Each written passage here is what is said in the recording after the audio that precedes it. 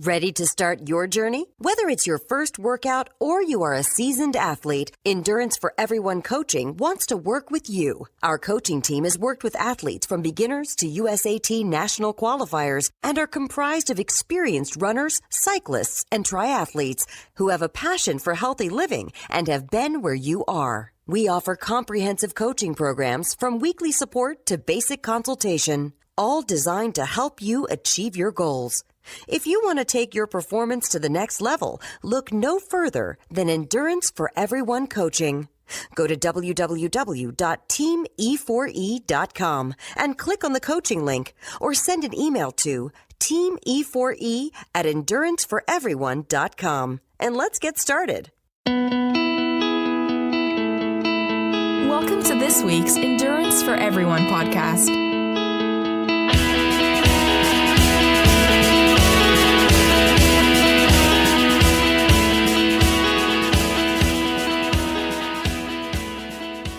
The following program is for entertainment purposes only. Though the hosts of this show are certified Ironman coaches, their attempts at long-course triathlons and endurance events should not be taken as an endorsement for you to do something stupid too. You should make your own bad decisions, then podcast about it. Now, let's start the show. Hey, this is John Harris. And this is Rob Bozovich. And Endurance is for Everyone, and this is the Endurance for Everyone podcast. Episode 148 of the Endurance for Everyone podcast. This is John down here in Florida, and up there in Pennsylvania is my good friend and ally, Mr. Rob Bozovich. How you doing? Fantastic, John. Fantastic. I'm getting Yourself? better. I'm getting better at those intros. You are. You stay up at night practicing, don't you? I do, in front of the mirror. That's where the awesome guy lives, I hear. The awesome guy lives in the mirror. Yeah, see? I'm doing okay. How you doing up there? Good. I mean, I'm not going to complain. And that being said is I've had like these roller coasters, ups and downs, and I'll work backwards through them, and I'll take a minute or two, and I don't feel too terrible. Before I get into that, though, actually, I guess what I should say, and before I start rambling, I'll say the topic of this show is kind of undetermined, and we're just kind of hitting the mics, kind of seeing what happens a little bit. We haven't caught up in a while, and it's gonna be one of those wandering in the woods type of ones. Yeah. So before I get rambling, once again, for the preview or post view, John, what did we talk about last week? What was our main topic? Do you remember? Oh my God! People who are just tuning in for the first time, what did we cover last week, John? Oh my God! You tried to get me to remember stuff now. What did we cover next? I'm old, man. You're old? What? John, I'll tell you, I have spent all day today managing purchase orders in Oracle. And if you've never done that, for anybody that's done that, you know how fried my brain is right now. So, so if you're asking me what happened yesterday, you'd be pushing it. All right. But, I'll jump in, and John, trying to pass the baton here, but so that basically said is last week we had called it the heat is on, because that's what John wanted to call it, because I wanted to call it bringing the heat, and it was tips, tricks, tactics, and or common I don't want to say sense, common knowledge of what's good, what's bad, how do you do it, what do you do, etc. So if you haven't listened to last week's episode, you can go back and listen to that one. And that was just last week? That was just last week. That seems so long ago. And nothing else since then, because, way back when we first recorded sprint episodes, and John says, we're going to release these extra bonus episodes. I recorded a whole bunch and said, let's spread those out. And John, boom, drops them all. Like the guy that wants to be on trick or treat at the end of the night, dump the candy bowl and walk away. That's right. So, you know why I did? You know why I did that? No, I don't. My show. It's your show. Oh, you can do what you want. I got no. You got me. Almost a year in, but you know what? No, I'm not vested yet, I guess. So, but guys, you're not vested until the money's in there, buddy. Okay. The money's still all coming out of me. I shall never be vested. Let it be said. There you go. So, this show, guys, we're going to talk just to catch up what's been going on, which it's going to be, I don't want to say, spoiler from my end. It's just a bunch of weird little ailments everything you want to be good, but you can't, training, a little bit in the heat, a little bit in the humidity, and just life, life happening. This is one of those, when I say right up the middle, just it is what it is. I mean, might as well call it Wednesday. You know what I mean? Right. It's Exactly. It's not new. It's not a new week like Monday. We're not heading into the race weekend. It's Friday. It's just going to be one of those ones. So, Yep. like I said, I'm going to work backwards a little bit and see if I remember everything that is new and with Rob. Currently, I'm sitting here hoping I'm not getting sick because it would be the fourth time this year, which is way more than I ever get sick, and I hate it. But the little guy coming from daycare. I was just gonna tell you that's what happens when you have kids. Yeah, and I only say that because, and it's weird. Everyone has their little tells. Like my left ear feels hot. Weird, I know. But that's usually what happens. And then I don't know if I'm a hypochondriac or what. So my left ear starts feeling hot. Then I start wondering, do I have a fever? Then it's like, oh, my throat hurts a little bit, and I got a little bit of headache. And it's just, when I say it's everything, but so then back that up. I may or may not be sick. We'll see. But this morning's run was supposed to be 8, and John, you saw it. I did 4, and it's just I was exhausted. Like I did not want to wake up. Period. I did not want. And what did I tell you? I don't know. I told you when you said that. More? I said there has to be that's my normal one. Today I didn't say that. No, I said there must be something in the air because I told you I got up Sunday, all day Sunday. It was like I could not stay awake. Mm-hmm. If I sat down for 2 seconds, I was dozing off. Yeah. So I was like trying to keep up, stay awake. So I said, well, I'll go to bed early. I'll get a good night's sleep, things like that. Just went to bed at 8:30, 9 o'clock. Did not sleep all night long for more than an hour and a half at a time. Yeah. Kept waking up all night long. So it's just like today I'm just dragging all day long. And so I said, there must be something in the air last night. Yeah. And I'm not the only one. I get to work. We have our normal Monday morning meeting, and my boss, she's saying the same thing. I can't barely keep my eyes open. Yeah. There was just something about yesterday got everybody. And it's, so I'll jump to yesterday and then back to today. And I don't know. I mean, spoiler, I just don't know if it is the part of the Hanson's plan is cumulative fatigue. And I wasn't adhering to the plan completely because I was doing some of those bikes and swims and whatever, for the tri training. So I don't know if I'm just finally hitting that point. But yesterday was supposed to be what, John, was supposed to be 10? 10. Yes. And that being said, it ended up being an 8. And that was because we were getting on the road. I got out the door a little later. I used the restroom before I left. 2 miles in, I had to use the restroom again, and I just had tummy pains that wouldn't go away. But I figured like, hey, I already knew I was off pace yesterday. Wasn't off pace for me. I don't want to say it was a bad run.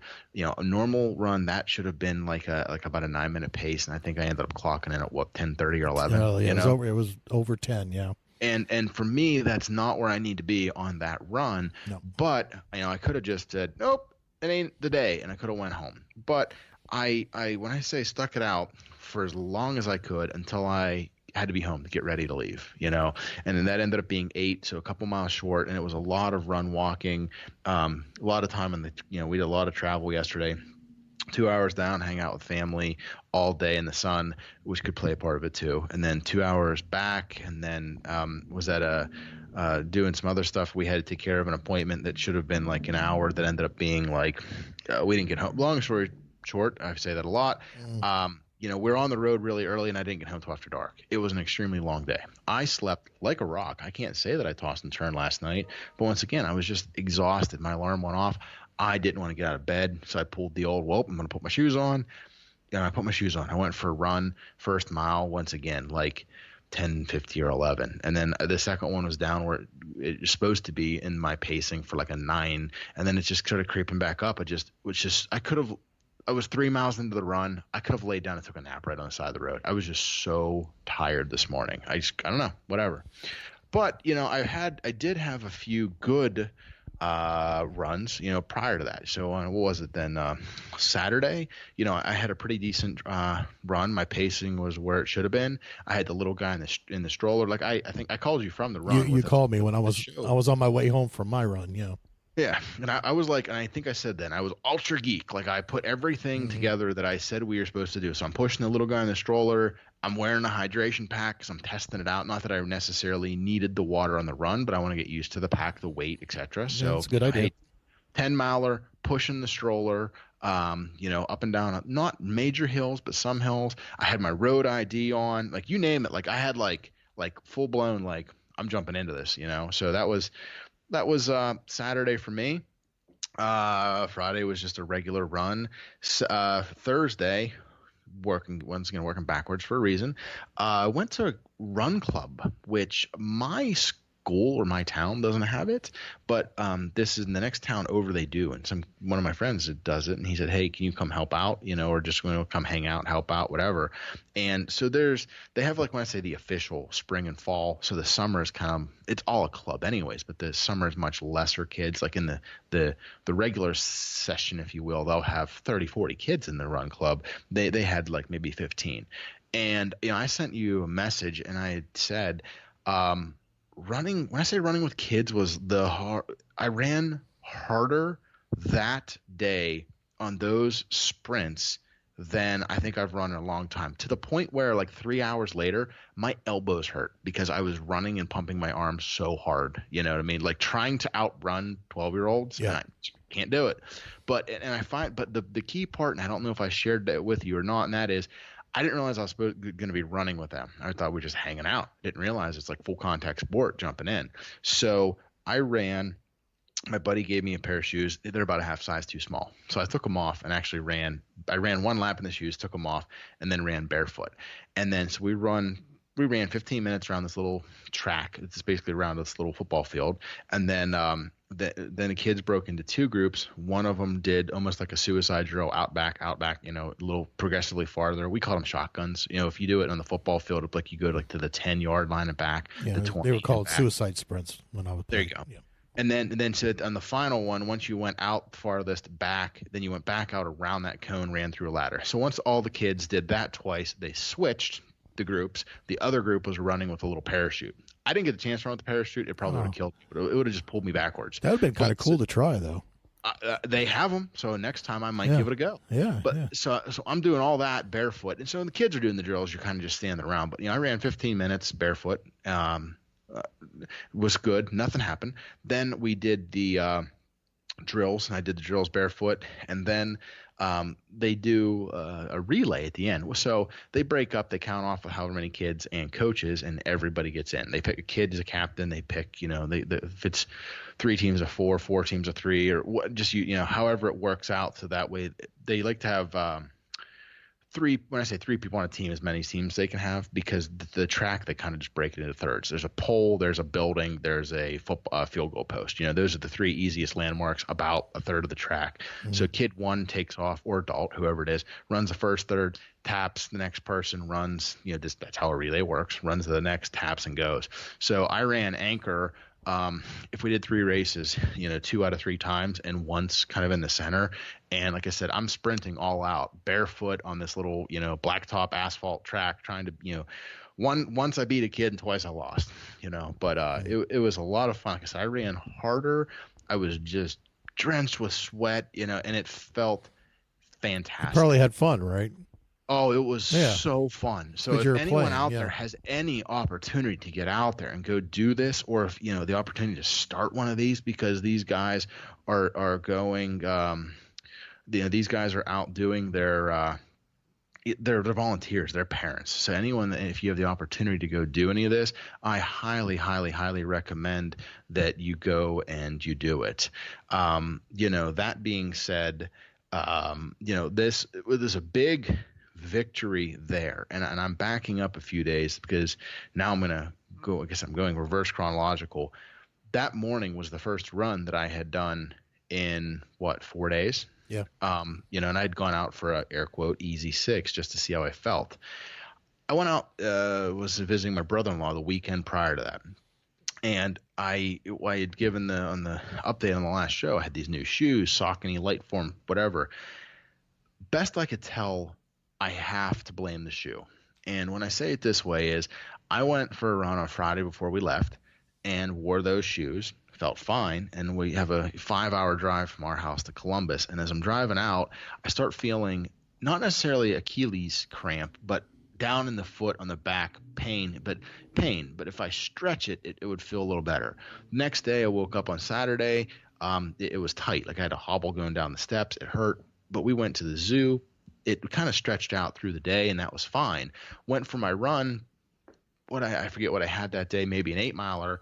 And once again, pushing the little guy in the stroller, wearing the shoes, felt perfect. Felt like I was just floating. It was a gorgeous day, gorgeous run, loved everything.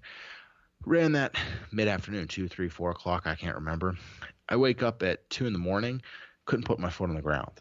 It hurt. And so literally to the point where I woke my wife up and said, you might have to take me to the hospital. Like I couldn't move. It hurt so bad.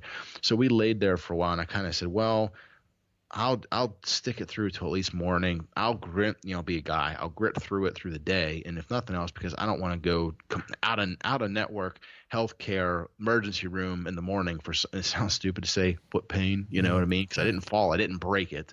So if I had to wait until Monday, I figured I'd at least give it a day or two and see what happened as well.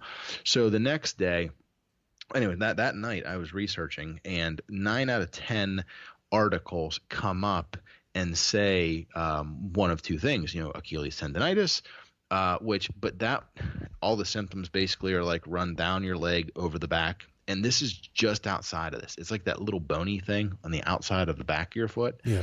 And that's why the other thing, everybody, when I say I talked to some people and shared what it was, additionally, I, researching it, everybody then says, oh, it's plantar fasciitis. I'm like, no, because everything that I'm reading or seeing says that you get PF with pain radiating up through your heel, like, ground up. I said, this is almost like somebody's taking a nail and trying to shoot it through the back of my shoe, nailing my shoe to my foot.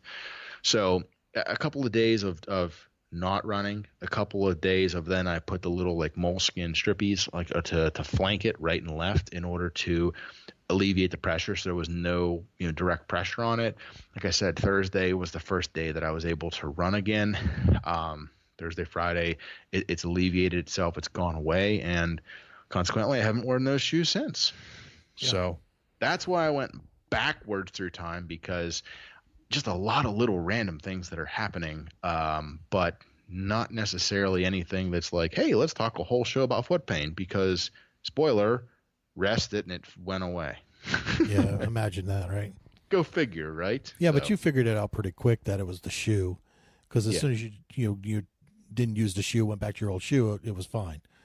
Yes. So, ironically, and I will interject though, one thing I think I shared with you, and it's not like I was Googling my shoes per se or whatever, but in one of those, like you click, and you get down like the rabbit hole, I got to a top 10 shoes for PF, and like number 4 or 6, wherever it was my Convara 4. Which I've been running in for years inadvertently. So it's just funny because it's not like it was all that brand. There was 4 or 5 different brands with a decent variety of different things saying, try this, do this, what, I mean? It's just funny that, cause I think they're up to like a model 8 or a 9 at this point. So, and it's a date. When I say dated article, it's not printed last week, but it's like a year and a half old, 2 years old. So they still would have been on like a model 6 at that point, or a 7, so the fact that they're still referencing that shoe a few years later, I don't know how or why, but so first thing, that's what I ran in on Thursday. And, then I've ran in my Brooks,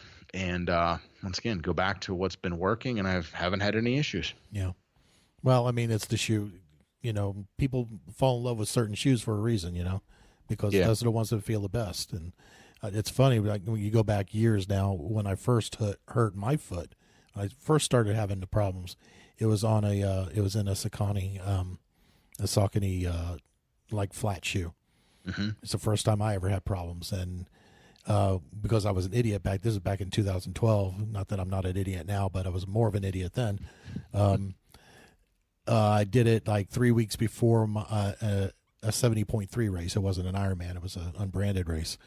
Mm-hmm. And of course, I tear my, Achilles all to hell using this shoe that I shouldn't have been trying that soon to a race.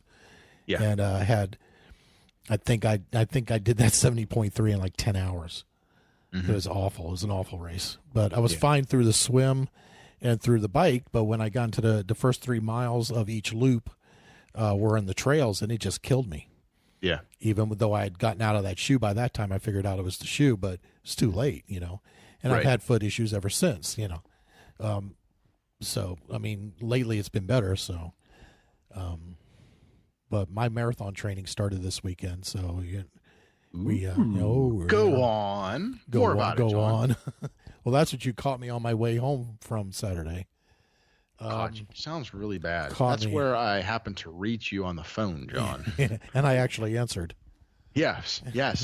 Which is a rarity in itself. It's never answered my call. You did this time. It's not just you, man. I don't answer the phone, period. If I don't. If I'm busy, I don't answer the phone. So we got out there. Nice area to run in. Safety Harbor. They have a series that runs out of there called the Best Damn Race. It runs out of Safety Harbor. So it's a nice little area. It's not by the water. It's good get back with the team and, a nice big team. But it was 4 miles because it was the first run of the program. And, it's like I'm in an area now where the weight's coming back on. And as someone who's been heavy before, you know what I mean when I'm saying this. Like everything is just uncomfortable. Yeah. Your clothes don't fit right. Everything. Your clothes are too tight on you now, again, because you've gained the weight back, or not all the way back, but it's just miserable. Yes. So you're just uncomfortable. And all the shirts I have, they're fine when you start, but by the time you start, you're drenched in sweat, just stick to you. Yeah. I hate it. Well, that's every shirt I own. So, I mean. Well, right. I mean, but it got to a point where at least they wouldn't stick to me, and it's, so I'm pulling at that the whole damn time. And, I did okay. It was just, for getting just back into a pure run like that, there was no foot pain, which is the big thing. Yeah. And I think I could do it. It was so hot, and we all know this. It was just so hot. I normally like to run in the heat, but this is like with that uncomfortable feeling with the clothes and the heat on top of it is just, you know. And no, I know what you're saying. Yeah. So we get done and we have our normal. We usually have a sit down breakfast afterwards with whoever can stay. So luckily the place was like right around the corner, so I just walk over. A bunch of us just walked over. We didn't bother driving or anything. So get over there and sit and ate my good healthy breakfast. And was there, baby? Air quotes around that healthy. Oh no, it was healthy. Yeah, it was healthy. Just meat and eggs and go to get up, and my whole right quad just seizes up on me to the point that I almost fell. Yeah. And of course now I have to go downstairs outside of the restaurant. So I'm like, or live there. That's the other option. Or just move in. So I've never had that. The one time I've had a cramp like that in my quad was biking. Whereas I think we talked about that. I had to throw myself down onto the ground to get off my bike because I just could not lift my foot up. I couldn't even get it unclipped. Can you reenact that? Yeah. Maybe a video? No? Okay. Worth a shot. Might as well ask. I tell you what, when that pain hits you, you've had cramps like that. When that pain hits you, you do anything you can to get rid of that cramp. Yeah. Because that thing, it hurts. And it gets your attention real quick. Right. So I'm walking gingerly back to my car, and the only thing I think I might have mentioned it to you on the phone is the only thing that's going through my head is I live on a 3rd floor apartment and there's no elevator. And I'm thinking, how the hell am I going to get up to that 3rd floor if I can't put weight on my right foot, on my right quad? So, needless to say is of course it's my right foot. So I'm used to going right foot first. I'm trying to go left foot first. So the weight's on my left leg. Yeah. So I finally got up there. It still hurts. I mean, it's still not totally right. I don't know how it cramped like that. I mean, I drank plenty of water, plenty of electrolytes. Everything was fine. Just out of the blue.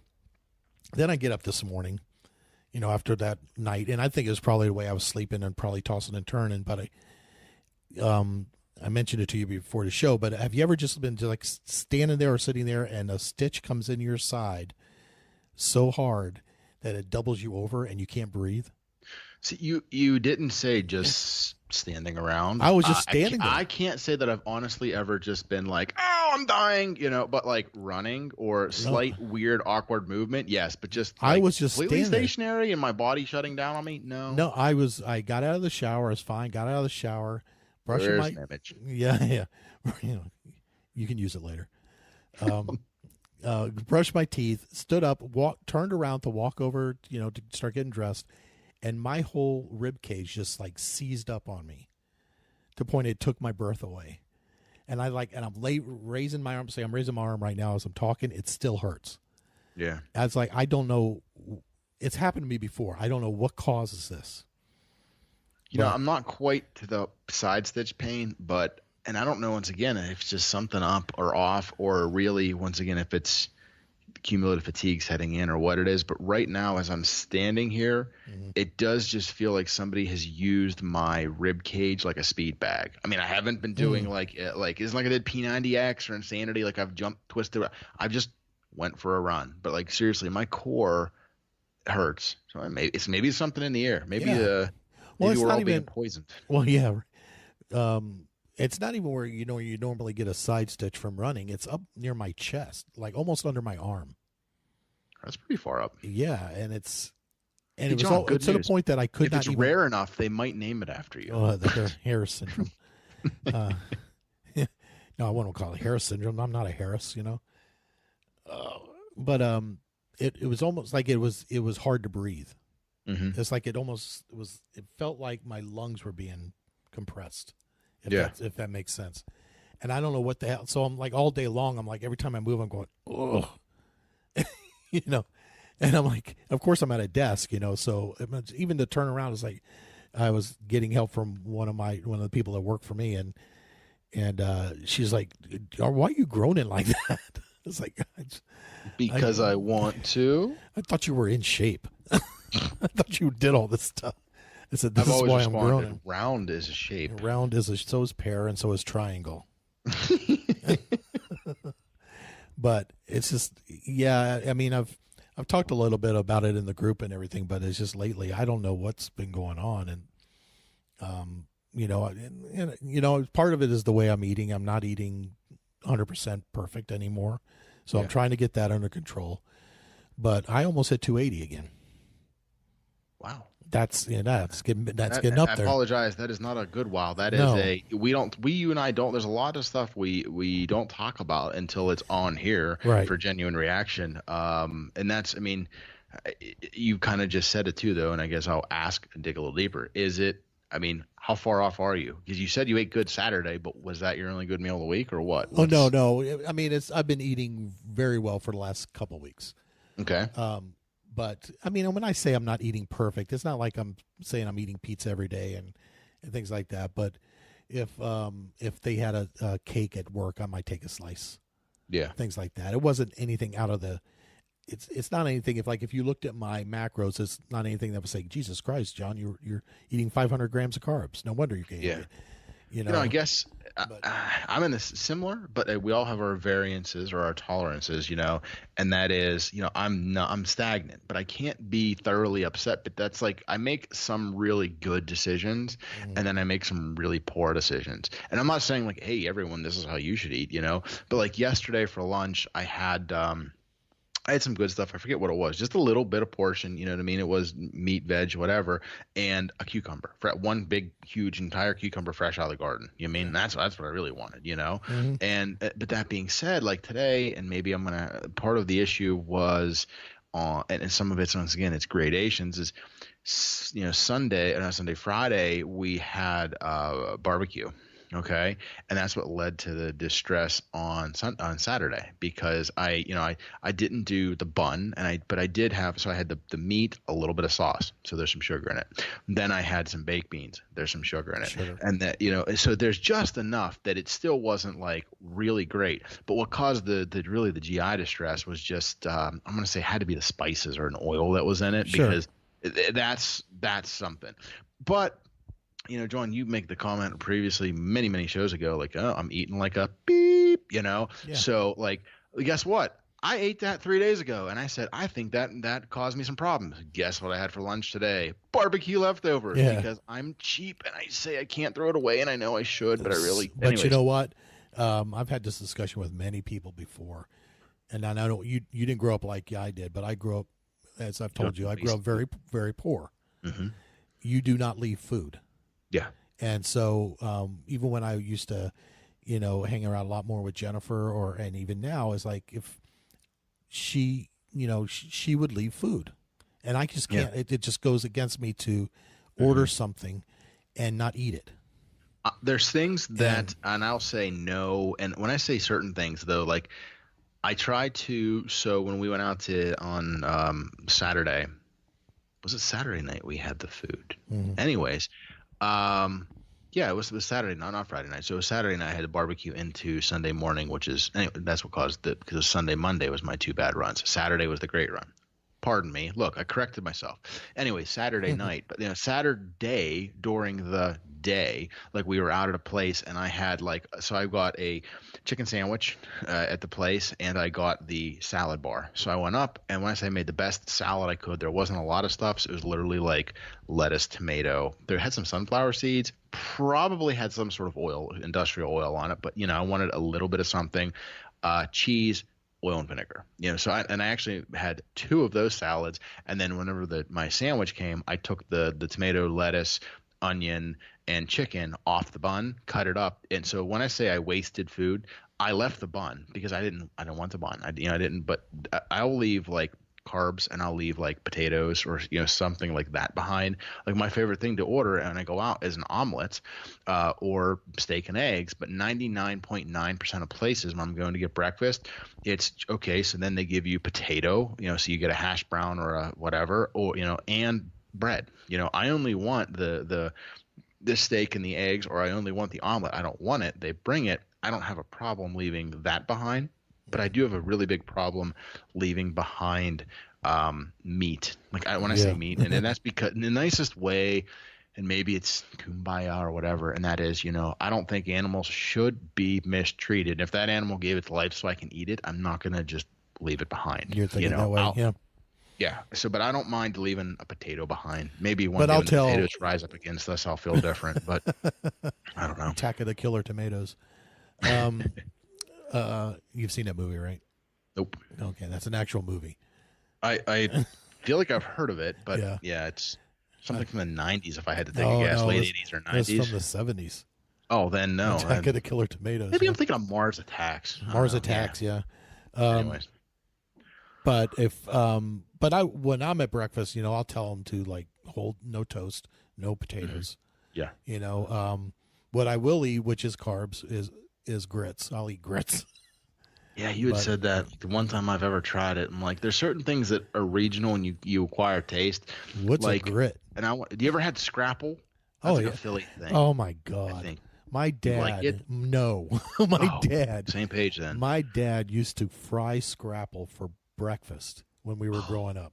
He loved it. He's a Southern guy. Would you say that if you had to describe it, it's like an even denser cross between meatloaf and bologna? It's I like meatloaf, so I won't even say it's like. No, I like meatloaf, but it's like a ground. It's sort of compacted.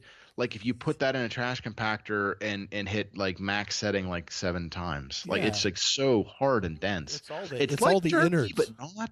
It's all the innards, man. It's all the innards and the stuff that the normal people don't eat.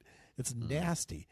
Yes. Oh my God! He used to eat that, but he grew up very poor too, and that was like a food that was very cheap. Like if you go to get scrapple you can buy it at Publix down here. I don't know about up there, but yeah, you can buy it at any grocery store here. 99% sure I can't find it within a 1,500 radius. But that being said, is like my friend down near Philadelphia, he talks about it. And he's like, like you got to try it, and I'm like, it's very much I think of it as like a farmer food, a country food. It's ironic because we're rural and he's not city, and he gets very mad when I say, "Come on, Philly, F you, I ain't from Philly," but he's from outside of it. He's in that that when I say the region down there. Yeah. But I'm much more country that grew up and living currently than he ever is. But I don't know why regionally it's down there and not over here. Well, I mean, I always I look at it like if you watch the shows like Bourdain's old show and and all these cooking, like what's the one, Anthony Zimmern, what he, was like, if it looks good, eat it, things like that. And they always talked about things. I'm gonna call it poor food, but I don't mean it in a bad way. I mean it that it's people who are used to eating everything. Yeah. Nothing goes to waste. So this was a way for people to eat everything. I don't want to misquote it. Did you ever read or listen to Angela's Ashes? It's about some poor Irish folk. Yeah. I mean, I think wasn't there a movie, Angela's Ashes? Probably everything. I probably they make saw quotes it. out of movies all the time. Yeah. So, like Fight Club. So, Yeah. but anyways, what was I going to say? Oh, there's a joke in there that people make fun of this family because they went to the butcher and got, I'm going to say, the head, of a pig, and they're walking it home, and they said that the joke in town is like, and I forget, let's just say the O'Learys, because that's not the name of it, but it's an Irish family, and they say, the joke was, what's the only part of the pig that the O'Learys don't eat? The oink. But that's true, though. Yeah, that's funny. It's funny. I want to deviate, and then we can come back as well. I guess I can say that I had my personal. Once again, this is my Rob eating like a beep. I sent you the photo of the Terminator and the description, and you really didn't chime in too much on that one, but some other people did. So this was a burger I had because you talked about it. Because I'm going to read the description. I couldn't chime in on that. I mean, I looked at that as okay. Come on. So this is the burger that I ate when I was out visiting my brother-in-law, the Terminator. This is the big one. You've seen it on TV and heard stories from all over Termination. Let's take it from the ground up. Dressed with mayo, lettuce, tomato, pickle, banana peppers, 12-ounce patty, number 1. Bacon, cheddar, 12-ounce patty, number 2. Sautéed mushrooms and onions, mounds of ham, piles of provolone, and cheddar cheese. And it comes with fries. Yeah. It's the fries that get you. Didn't have the fries, though. I did have the bun. Yeah. I got to say I did because it made it easier. When I say easier, I kind of like it was every bit of 12, 13 inches tall, so I had to. I saw the picture. Man. I ate down through it until I could put the top bun back on and actually get my mouth around it. It was quite large. So, yeah, I'll send you the photos, John. You can post it on Facebook with the show. That's right. You sent it through us through Messenger. Yeah, you didn't post that on Facebook. No, John, we never post when we're doing something wrong. Exactly right. Exactly.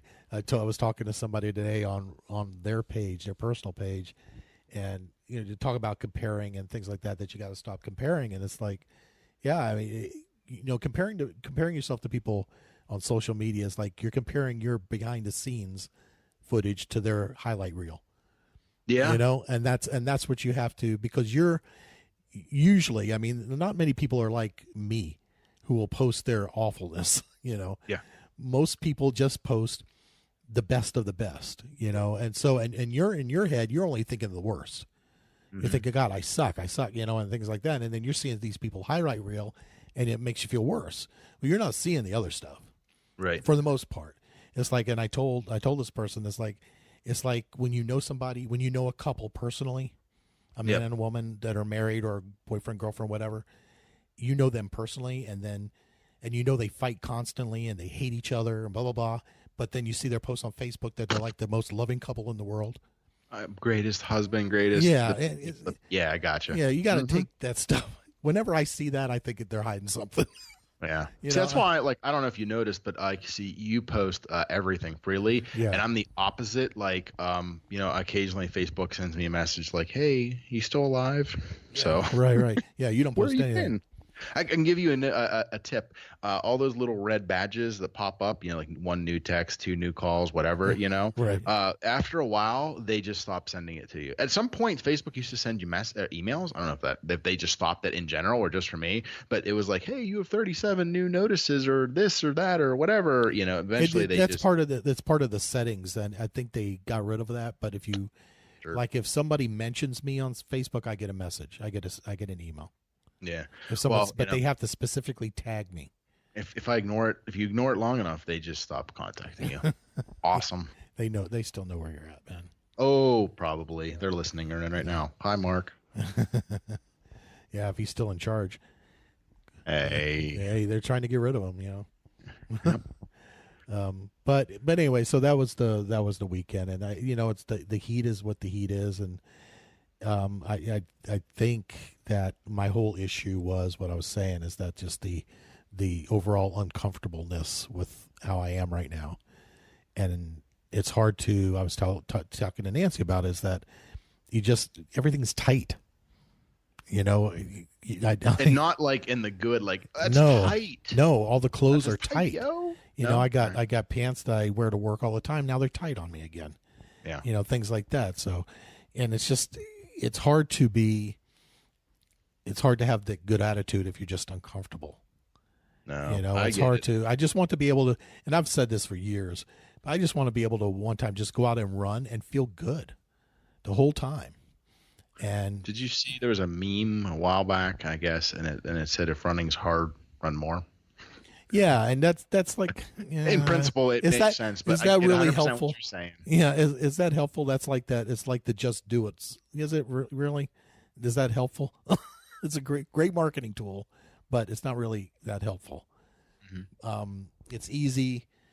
We've said this before, but it's easy to say that when you're 150 pounds and everything like that. It's not as easy to get that around your head when when you're just dying the whole time, and that's what makes it harder. I've been there more than once. Like I've said it, I've yo-yoed through the years, and I don't need to recap the whole thing, but short version. I got fat. I lost 100 pounds. I found it back. I lost 50 pounds. I found it back, and I got down to roughly where I have been.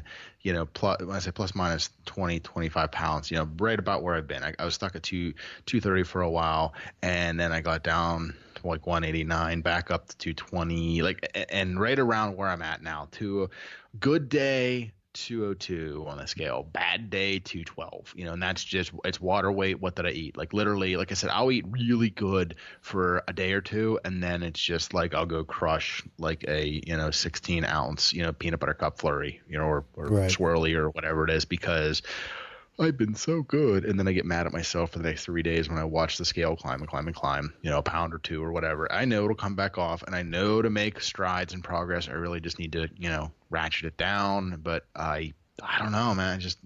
I get it. And I say I get it because the hardest part of life for me was, going from, once again, 240 running and feeling great at 240. And then, before you know it, it's like 3 weeks later, like you blink, you don't even know what happened. And then all of a sudden you're looking at, 270, you're up 3 belt sizes and thinking like, I got to go for a run. I got to correct this. And you take like 2 steps and just seriously think like, well, this is what my obituary is going to read. So just been there too many times. Yeah. Well, I don't know. It's not all of us can be little bunny rabbits like Pete. Hi, Pete. I don't think he thinks he's a little bunny rabbit either. No, it's all relative. So. It is. I mean, we're so off the cuff right now. I have so many bad jokes I went about Pete. It's an all relative joke, but anyways. So, well, I mean, I don't really. And I won't say I won't mind it, but I understand it if I know what I'm doing is not right and I gain weight. Mm-hmm. Then it's on me. I know what I'm doing. Today is one of those irritating days where I had like 4 days last week where it was going down and down and down and down, and I got down to like around 276 and a half yesterday. And then I get up this morning and I weigh 279.2. Yeah. And I know I've done nothing different. Yeah. It's like, where the hell did that 3 pounds come from? So, I'm going to play devil's advocate on a few different things here. When I say, hopefully some of it makes sense, but really I want to go back. There was an interview a bunch of years ago, and I forget who it was, and it was a book, and I meant to get it and I didn't, but it talks about set points. Okay. Yeah. Like your body hits certain set points, new thresholds. People will call it a plateau. You know what I mean? Clearly I'm at one, and I need to really make some adjustments. Like they talk about like turning the thermostat down in the house. You know what I mean? If you're overheated, if you're hot, you can turn the thermostat down, or you can open the window. But if you open the window without messing with the thermostat, it's going to start pumping heat again. You know what I mean? Your body kind of wants to regulate to certain points, and I say that because 3 pounds on once easy math, 3 pounds on a 100-pound person is 3%. 3 pounds on a 200-pound person is 1.5%. If you're 267 pounds, 3%, not 3, what's 3 pounds of that, John? I mean, you're less, you're not quite 1%, right? Or whatever. So, I don't want to say play devil's advocate. I don't have any science. This is 100% off the cuff. When we said it up front, we're just kind of shooting from the hip here. You can expect fluctuations. You know what I mean? Just you're driving down the road, your car is going to vary on its gas mileage, whether you're, if you're drafting behind a truck, if you're on a flat road, uphill, downhill, nothing's ever completely the same. You can't imagine your body's going to be the same as well. You're going to have the fluctuations, and yeah. And I get it. And I guess I'm trying to talk you off a ledge here, John. Like, hey, it's less than a 1% variation. If you have once again, let's just say you have a 3% variation. If you gain 9 pounds, something's wrong, John. That's right. We're out of bounds. But if you're within a 1% variance, I mean, what's your standard deviation? Isn't that normal? You're into stats and stuff. Isn't that somewhere in there? Yeah. Well, yeah, I'd have to put it all together to find out what the standard deviation would be. But if you're within 3, then you're within 99.5%, Yeah, I mean, I know that's what it is in my head, intelligently I know this, but it's still getting on that scale and seeing 279 again when it was been going down is like, Jesus. People have told you, and I get it because I've been there, but it's much easier to say it even if I don't want to listen to it myself, because I'm like, oh, John, don't step on the scale every day. Well, do it once a week. But I get it because I'm guilty, John. It's easier for me to do as I say, not as I do. I do it. I step on the scale every day. Well, okay. Yeah, and we've talked, and the reason I do this is because with the issues that I have medically is that little things can affect me. I need to know if I ate something the night before and I gained like today. I was like, okay, I've gained 2.6 pounds or something like that. What did I have yesterday that would have done that? What happened? Yeah, so you've been in this long enough to know that it's not just what you have yesterday. Well, it's it could have been Saturday. Between, let's say 1 to maybe even 5 days. Right. But to see that jump like that, I have to start thinking. And if I'm not looking at it every day in my head as a data guy, that's how I think, then I'm going to miss something. Yeah. Okay. So I'm going to, there's something I might have missed within a 7-day window that I need to get a hold of that might have gone away after 7 days. But if I don't know that it's there, then I could still keep doing it, and it's going to mess with me for a long time because I'm not seeing it. It's like I don't know, Don. well, I guess when I say I want to pick it apart, because once again, it's much easier to play Monday morning quarterback here. However, what do they call that? But that being said, is the right things. You know what I mean? Right. When I say generally speaking, what's working for you. And once again, we all say it, and I say it to people, and I know I'm not going to drop 15 pounds overnight. I didn't gain 15 pounds overnight. Sure as heck ain't going to lose 15 pounds overnight. So, that being said, is I need to realize that it's a floating average. I need to look over weeks and months, not days. And if you know what's working for you, is your diet clean? Are you about the same roughly workout or whatever, you know what I mean? If you check all the boxes, one Mento, it might screw you for like 36 hours or whatever. I don't know. I'm just saying that might mess you up. Right. But overall it's not the fact that you had one piece of candy on Tuesday at 9:32 a.m. It's the fact that, every other day you're having a half a sleeve of Oreos, or it. It's just, it's harder. I think we all say it's harder to practice it than it is to, right. It's harder. It's harder for us to do anything than it is just tell other people. It's not for me. I know it's not a lack of knowledge. It's a lack of execution. And that being said, is I can't do the more overall. Once again, let's look consistently. If I'm fairly consistent, 8 out of 10 times, that's how I'm staying where I'm at. But in order for me to actually drop and hit the next set point, I need to do better than that. And I need to do better than that for longer than 3 days at a clip. I need a good 30, 60, or 90 days. I haven't done it. I've been saying it for a year and a half now, but that's all the more I'm ever stringing together before something happens. So sorry. rabbit hole. But wanted to return a reflection on myself so that way John doesn't send me the "you're fired" email. Well, when have I ever done that? Yeah, not yet. Not yet. Yet. It's because you haven't ticked me off enough yet. Well, we'll keep trying. Well, it's good to have goals. It's good. Oh, that's right. But believe me, the people that know me will tell you you'll know it. Yeah. Yeah. John doesn't hide his feelings very well. Nope. Okay. So, you got anything else? I don't. We just had one of those rambling shows, so. Just you need one occasionally. Like I said, it's a Monday, but I want to call it a Wednesday show because it's just there it is. I think a lot of it is because we have our minds on this bigger thing that we have planned. Yes, it's which we don't want to talk about yet. But not just yet. We have something in pieces plan together. Yes. So once again, I gave you guys the recap of what we did last week. Here's where this show is, and I'm not going to tell you what next week is. John and I have a big thing we're looking at potentially doing.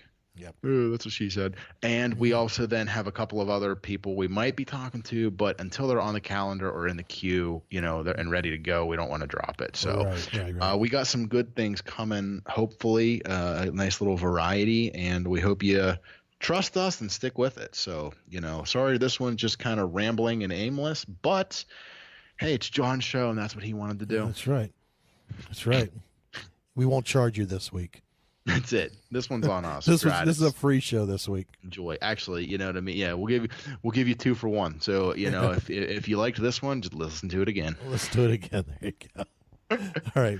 So to everybody, we're out there on social media as teamE4E. Leave as many reviews as you can on the podcast. If you're on iTunes, sorry, my phone just started ringing. Is that you? I don't think so. I don't got my phone unless I'm pocket dialing you. I just really want to talk to you at all opportunities. Normally I put my phone on silent. I forgot to. Oh. Anyway, so if you're teamE4E on all the social media sites, fatslowtriathlete.com is the blog. EnduranceForEveryone.com is also, will get you to the same place. And the shows on Podbean, iTunes, everywhere. Leave us a review if you can. Is that it? That's it. All right. So until next time, until next week. Unless John decides to drop some sprints. Talk to you guys later. Thanks for listening to the Endurance for Everyone podcast. If you have comments or questions for the show, send an email to teamE4E@enduranceforeveryone.com. And remember, swim calm, bike strong, and run steady.